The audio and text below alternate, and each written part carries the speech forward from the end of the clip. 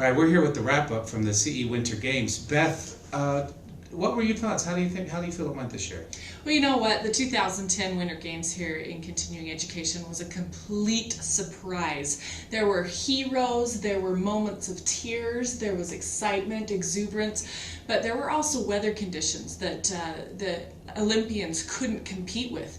And we just had a lot of surprises and a lot of turn of events that posed unexpected challenges for our athletes. That's all right. Let's take a look at the action. Let's take a look at the biathlon. Now, Tessa was not favored at all coming into this competition. You know, but her training really paid off because look at the stance, the focus in her eyes, and the stance. She really has worked hard and trained hard to be here. She really did pull it all together in the end. I know the intern curling squad from the records team, they really were the underdogs coming into this competition. Marketing really came out of nowhere to win this thing. Well, if you watch the push-off and the form and the focus of Yost as he is just striving to hit that box, practice does make perfect. However, we get to the credit team side, and they just seemed like they had a little bit more fun. They were just not as tense. They were not as out for blood, and they just had a good time and made it all work out in the end.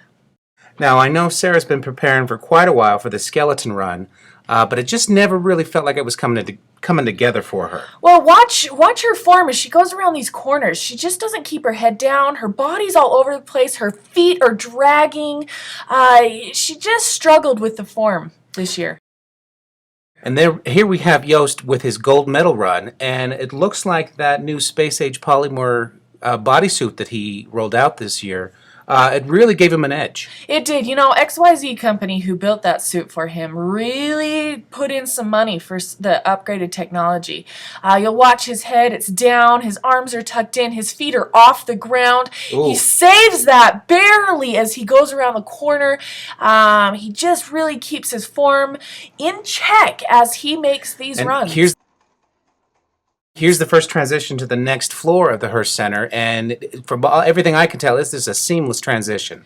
You know what? He has really practiced those transitions. He spends 4 hours a day on transitions alone.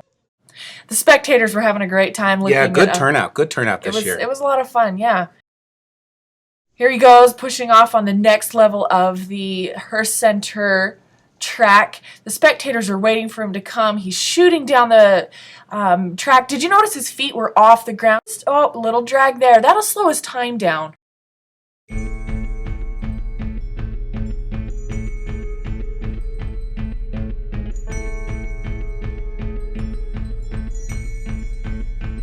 Here's as he's coming into the final stretch. Talk to me about what's going through his mind at this point. Well, he's probably thinking that his transition practice paid off, and then as he gets down to the bottom and realizes that his form was perfect, his feet were off the ground, he maneuvered those turns well. Just the elation that we see from Yost here, it proves that hard work and dedication really does pay off. And you know, it's got to be hard for the credit team to watch another marketing win. A lot of big moments at the Winter Games, as you can see. And Beth, how do you think the hard work paid off for these athletes? Well, you know, a lot of dedication and a lot of serious reflection on what these Winter Games meant to these athletes really propelled them to make the most of the games.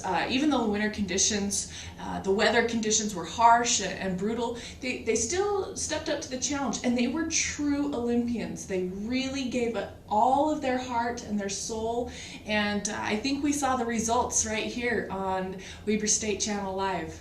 Absolutely, and thanks for watching. We'll be back this summer with the CE Summer Games.